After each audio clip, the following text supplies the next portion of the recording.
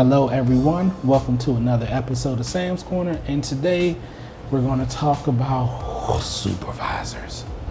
And everyone has said my supervisor is an idiot, he or she don't know nothing, how did she get this job? Along with other expletives and everything else. And I have had some of the best and I have had some of the worst.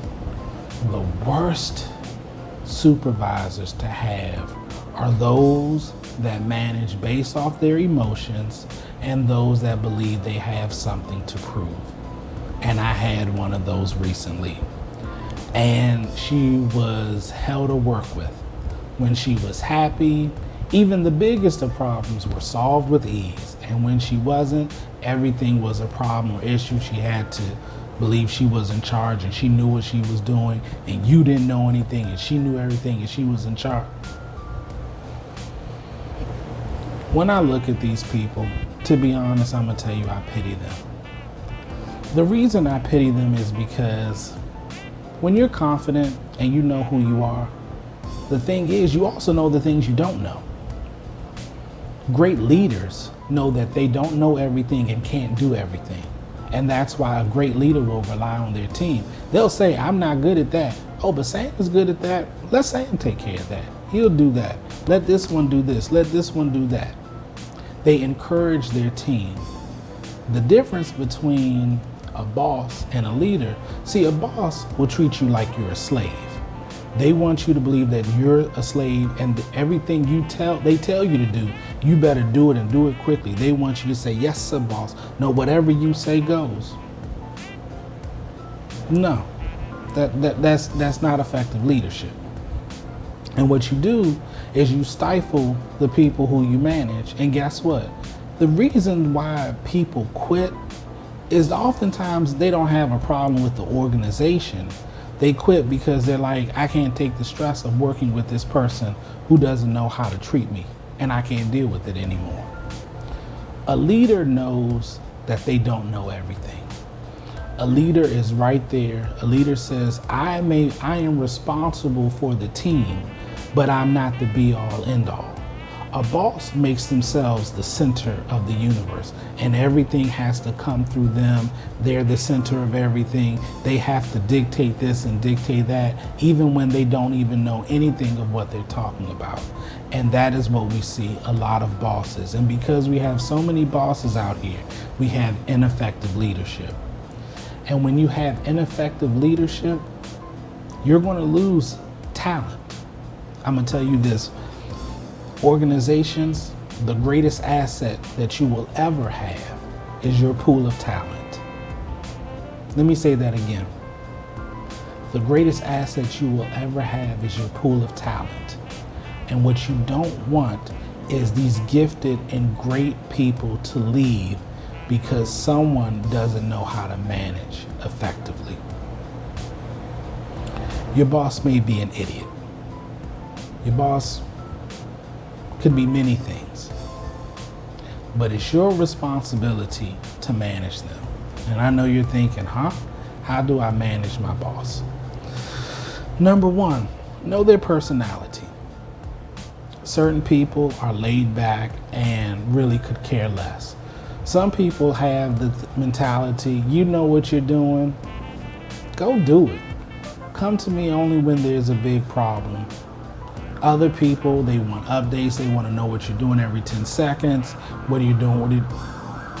You're going to have to manage your boss and make them feel comfortable.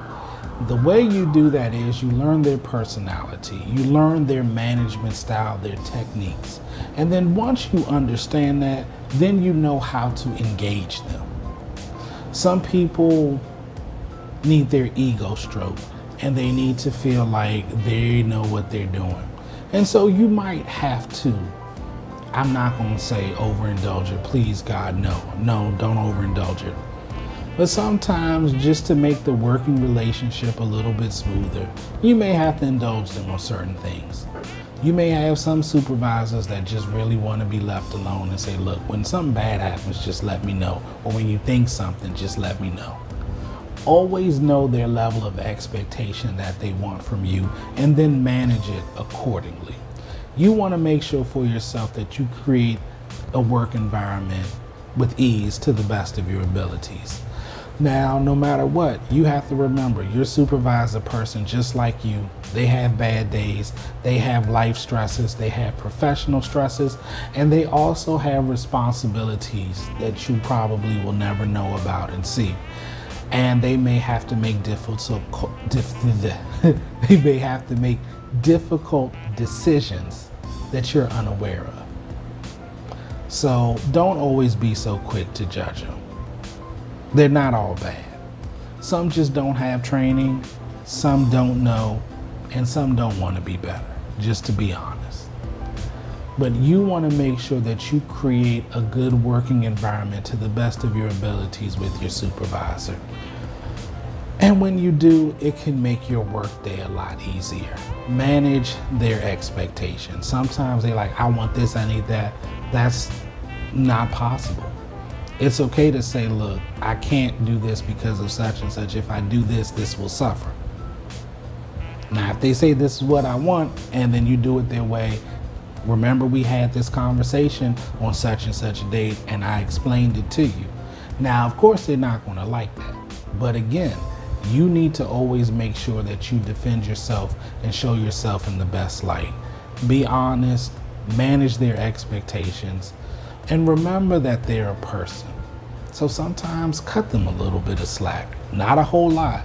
Don't let them go wild and talk to you any kind of way, because this is a professional environment and you have the right to demand a certain level of professionalism from your supervisor. You just do.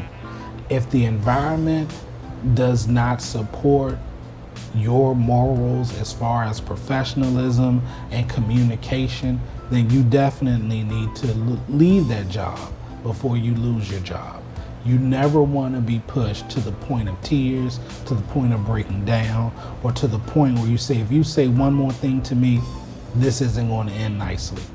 You don't want to ever be pushed to that. So the point, and I'll just round it all out, your supervisor is your supervisor for whatever reason, whether it's nepotism, whether their skill sets, or whether they were just moved because nobody else was available. It doesn't matter, they are. Do your best to manage the relationship. Always realize that you have power and that you also have a voice. Don't go talking about them and complaining about them to everybody. Don't do all of that. It's not going to help. Plus, you don't always know who everyone talks to. Make sure that you manage your supervisor's expectations. And make sure you understand that sometimes this person just may not know. Do your best to educate them, but don't tolerate disrespect. We only have one life, and we might as well have it be as peaceful as we can. Manage your supervisor, manage their expectations. It's important. Knowing your power is very important. And sometimes, in certain situations, knowing when to say something and knowing when not to say nothing is the best thing that you can do. And you'll learn that in time. So thank you for watching. Please like, comment, and subscribe, and I will see you all next time. Take care. Bye-bye.